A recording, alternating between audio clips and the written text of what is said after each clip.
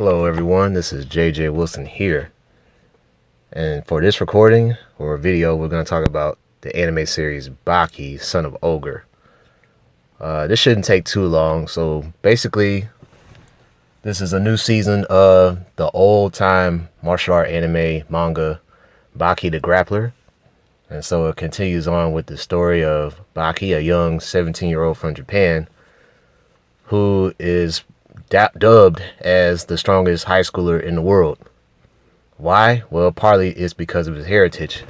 He happens to be the son of the strongest creature in the universe, and his name is Yujiro Hama. And basically, ever since this guy was born, he's been trying to get after his father because, family disputes and things like that.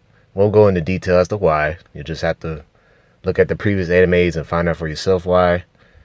But basically, this particular story or part of the anime is like another build up for him to get more closer and more developed as a fighter to go up against his dad.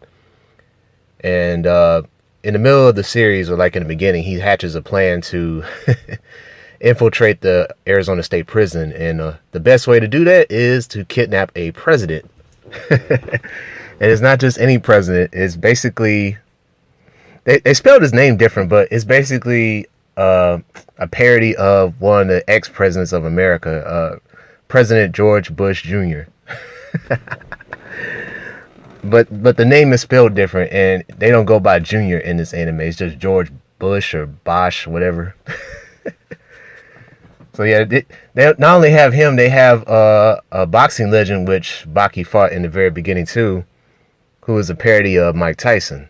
So you got those two going on. They mentioned a couple other names, like Cassius Clay, the real name of another legendary boxer. They mentioned Sonny Liston, a couple other people too that kind of escaped me at the moment.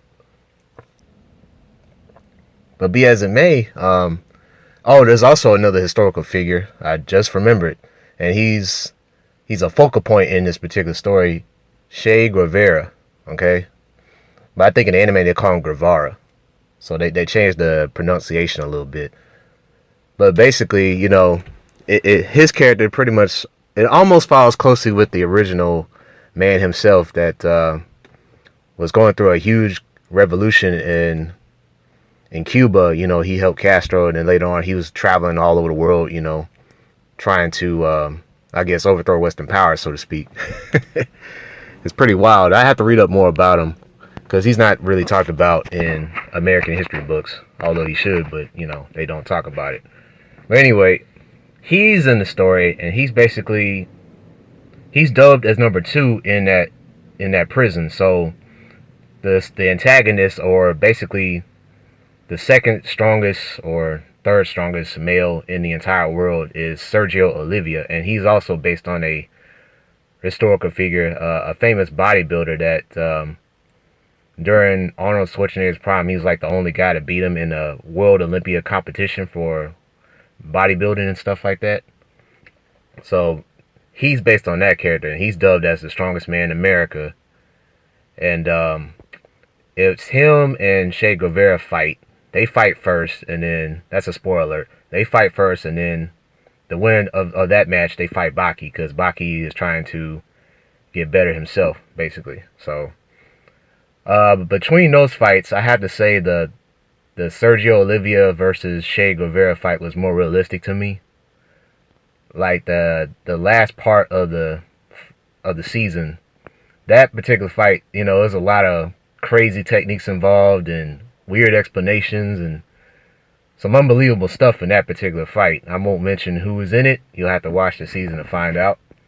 But that last fight was pretty insane. But compared to the Che Guevara Sergio Olivia fight, that was a more realistic fight based on the outcome. That right there was more.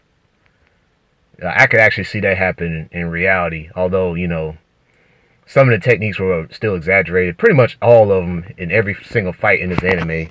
And previous ones like that, they're over-exaggerated in the series. But, it's still good. And the people behind it, they do a good job explaining what the technique does and how the human body responds to hits, and the application behind it, the technique. So they do a very thorough job in explaining all that. So that's probably one of the advantages Baki has compared to other martial art animes out there, is the narration of the techniques, basically, and how they're being executed, so to speak.